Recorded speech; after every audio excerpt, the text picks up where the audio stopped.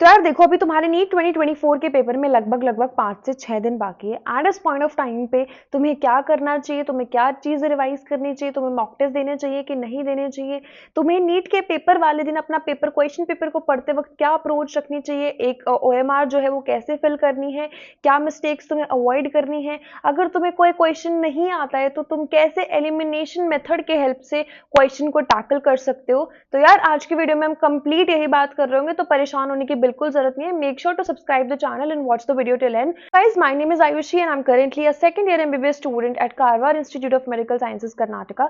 तो देखो, अब सबसे पहले हम बात करेंगे कि क्या तुम्हें इस पॉइंट ऑफ टाइम पे मॉक टेस्ट देने चाहिए कि नहीं चाहिए। देखो, अभी मुझे पता है बहुत सारे बच्चों का मॉक टेस्ट में लो स्कोर आ रहा होगा, किसी का 300 आ रहा होगा, किसी को 400 आ रहा होगा, किसी को 600 आ रहा होगा, ठीक है। मतलब डिफरेंट डिफरेंट तुम्हारे मॉक टेस्ट में स्कोर आ रहे हैं, बट आई वुड रिकमेंड कि अभी तुम पेपर से पहले मॉक टेस्ट मत दो, क्योंकि ना अभी क्या होगा, अगर तुम्हारा कोई भी मॉक टेस्ट तुम्हें हार्ड मिल गया, ठीक है, और तुमने वो मॉक टेस्ट दिया और तुम्हारे आ रहे थे कल 600, लेकिन आज तुम्हारे वहीं पे आ रहे हैं 400, तो तुम तो डिमोटिवेट हो जाओगे ना। तुम्हें लगेगा कि यार कल तो मेरे 600 आ रहे थे, आज मेरे 400 आ रहे हैं। तो इस पॉइंट ऑफ टाइम पे avoid giving any mock test, क्योंकि अभी 4 से 5 दिन बचे हैं। इस पॉइंट ऑफ टाइम पे तुम्हारा जो मेंटल बैलेंस है और जो तुम्हारा पीस ऑफ माइंड है वो बहुत ज्यादा एक अच्छे स्टेट में होना चाहिए टू गिव नीट। उस टाइम पे तुम सबसे मैक्सिमम इफेक्टिव होने चाहिए। तो आई वुड रिकमेंड कि कोई भी मॉक टेस्ट नहीं देना है अभी के टाइम पे, ठीक है। जितने मॉक टेस्ट दे रही उनका तुम्हारे पास एनालिसिस होगा, उसके हम बात करेंगे कि उसको हमें as a revision point of view से कैसे यूज करना है। अब हम बात करते हैं कि हमें ये डेज कैसे यूटिलाइज करने हैं। अभी जब मेरा वीडियो लाइव हो जाएगा तो तुम्हारा मंडे होगा, ठीक है। अभी हमारे पास बचा है Monday, Tuesday, Wednesday, Thursday, Friday, Saturday. Saturday में आइडियली मान के चल रही हूँ कि आपकी कोई पढ़ाई ज्यादा नहीं होगी, क्योंकि हम उस टाइम पे बहुत ज्यादा टेंस्ड होते हैं। तो I am not considering Saturday as active day. तो फिर मैं मंडे से तुम्हारी मान के चल रही हूँ। तो देखो, मंडे एंड ट्यूसडे में तुम्हें, मंडे में तुम्हें क्लास 11th की पूरी पूरी बायो रिवाइज करनी है, एंड ट्यूसडे में तुम्हें क्लास 12th की पूरी बायोलॉजी रिवाइज करनी है, घोट के पी जानी है। जो भी तुम भूलते हो पॉइंट्स, एग्जांपल्स भूलते हो, वो सारे रिकॉल करने हैं, ठीक है। अब हम बात करते हैं वेडनेसडे की। वेडनेसडे में तुम्हें सारे के सारे केमिस्ट्री के फॉर्मूलाज एंड केमिस्ट्री के इनऑर्गेनिक के रिएक्शंस एंड जो भी केमिस्ट्री के नेम रिएक्शंस हैं और जो भी सोल्ट एनालिसिस वगैरह है वो सब करना है। एक दिन मोर देन सफिशिएंट है केमिस्ट्री के लिए। उसके बाद थर्सडे और फ्राइडे में तुम क्या क्लास 11th का फिजिक्स के फॉर्मूला रिवाइज करोगे, और फिर साइमल्टेनियसली तुम क्लास 12th के फिजिक्स के फॉर्मूला रिवाइज करोगे फ्राइडे में। अब हम सैटरडे में बात करते हैं हम क्या करेंगे। देखो, सैटरडे में हमें कोई भी एक्टिव स्टडी नहीं करनी है कि हमारा जिसमें ज्यादा दिमाग यूज हो रहा है, हमें वो स्टडी नहीं करनी है। तो हम सैटरडे में क्या करेंगे, हमने अपने पूरे साल में जो हमने अपनी मिस्टेक नोट्सबुक बनाई थी, जो मैंने तुम्हें इतनी बार एम्फेसिस करके हर वीडियो में बोला था कि भाई तुम्हें अपनी एक मिस्टेक नोटबुक बनानी है, जो भी तुम टेस्ट दे रहे हो उस टेस्ट का तुम्हें एनालिसिस करना है। तो आई एम यहाँ पे अज्यूमिंग कि तुमने वो अपनी मिस्टेक नोटबुक बना ली होगी, ठीक है। तो वो मिस्टेक नोटबुक कब हमारे काम आएगी, हम उस मिस्टेक नोटबुक को उठाएंगे और जो भी हमारी चीजें गलतियां हुई हैं, जो भी हम फॉर्मूला भूले हैं या कुछ भी चीजें हैं, उस दिन हमें बैठ के पूरी वो रिकॉल करनी है और हमें अपने पूरे इंपॉर्टेंट जो भी हम अपने एग्जाम्पल्स भूलते हैं बायो के, वो रिवाइज करने हैं। अब ऐसे तुम्हारा 5-6 दिनों में एक बार पूरा पूरा रिवीजन हो जाएगा, जो तुम पूरे साल करते आए हो। तो मैं मान के चल रही हूँ तुम्हारा एक एक दो दो बार, मतलब तुम अपने सिलेबस से ऑलरेडी रिवाइज करके आ चुके हो। तो this will help you to revise your syllabus in a very very less period of time, and ये 4-5 दिन तुम्हें ऐसे ही यूटिलाइज करने हैं। This is how I utilise. तो आई वॉन्ट कि तुम इसको फॉलो करो, बिकॉज ये बहुत इफेक्टिव प्लान है।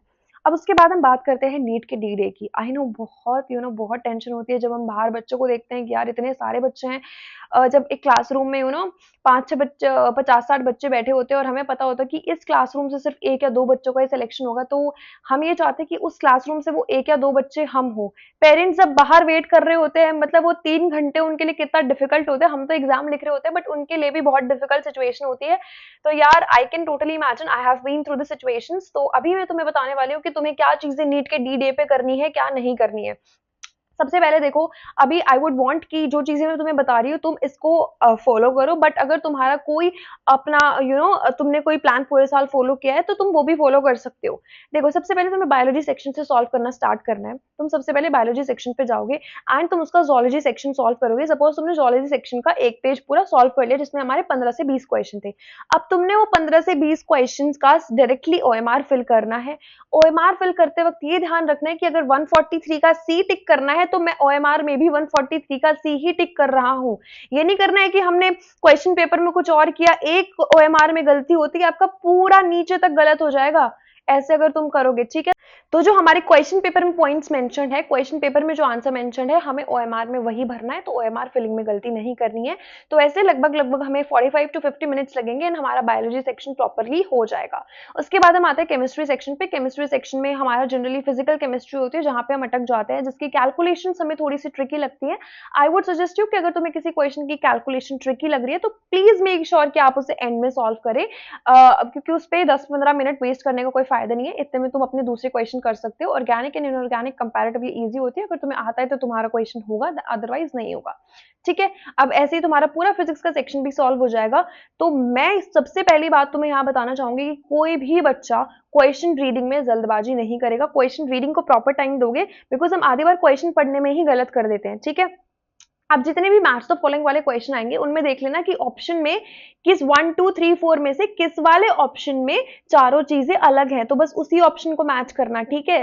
ये मत करना कि 1 का ए दिया है, सेकंड में भी 1 का ए है, तो तुम वापस से मतलब वन को ही ढूंढे जा रहे हो। नहीं, जो चीज डिफरेंट है उसको टैकल करने की कोशिश करो। क्वेश्चन रीडिंग में गलती नहीं करनी है बिल्कुल भी। उसके बाद अब जो चॉइस वाले क्वेश्चन आते हैं, उनमें से अगर तुमने सारे 15 क्वेश्चन भी अटेम्प्ट कर दिए, फिर भी तुम्हारे स्टार्टिंग के 10 क्वेश्चन ही माने जाएंगे। तो कोशिश करना कि जो क्वेश्चन तुम कर रहे हो वो तुम पेपर में टिक कर रहे हो। ऐसा मत करना कि तुमने सारे 15 के 15 टिक कर दिए, स्टार्टिंग के 5 तुम्हारे गलत हैं और लास्ट के 10 सही हैं, तो लास्ट के 10 कैलकुलेट नहीं होंगे, स्टार्टिंग के 10 ही कैलकुलेट होंगे, जिसमें से तुम्हारे 5 गलत हैं, ठीक है। और आई नो बीच में थोड़ा बहुत वो टाइम वेस्ट करने आते हैं, कहीं सिग्नेचर लेने आते हैं, कहीं फोटोग्राफ फिक्स कराने आते हैं, तो तुम्हें उस सिचुएशन में पैनिक नहीं करना है। और कई बार हम क्या करते हैं, हमने एक क्वेश्चन पढ़ा नहीं आता, 2 क्वेश्चन पढ़े नहीं आते, और इस सिचुएशन में हम पैनिक कर जाते हैं। तो हमें पैनिक नहीं करना है बिल्कुल भी पेपर के टाइम पे।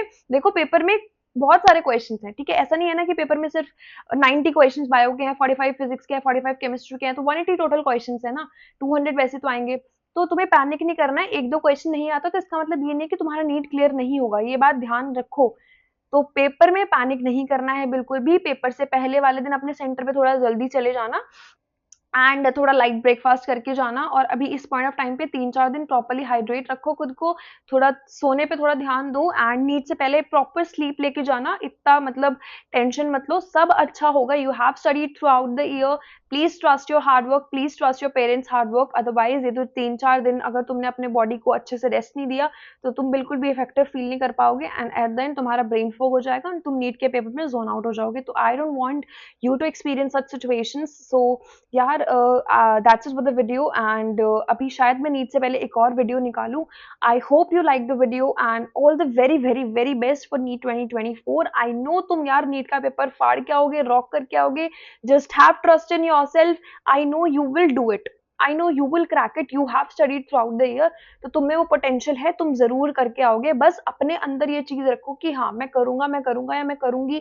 NEET is for me and I have crack NEET 2024। बस पेपर में यही सोच के जाना है, आई हैव क्रैक नीट 2024। भाई बाहर निकल के मैं तो एज अ मेडिकल स्टूडेंट बाहर निकल रही हूँ। अब मुझे एनसीईआरटी पढ़नी नहीं है। अब तो अगर मैं पढ़ूंगी ना तो मैं अपनी एनएट फिजियो बायोकेम अब तो मैं कॉलेज में जाके ही पढ़ाई करूंगी। सिर्फ ये सोच के चलो और ये 3-4 दिन थोड़ा सा और बस मेहनत कर लो, थोड़ा सा लास्ट पुश दे दो खुद को और बहुत अच्छा तुम्हारा नीट का एग्जाम होगा। All the very best and that's it for the video guys. I hope you liked it. So make sure to subscribe the channel and share the video with your NEET जो भी देने वाले हैं friends. तो यार bye.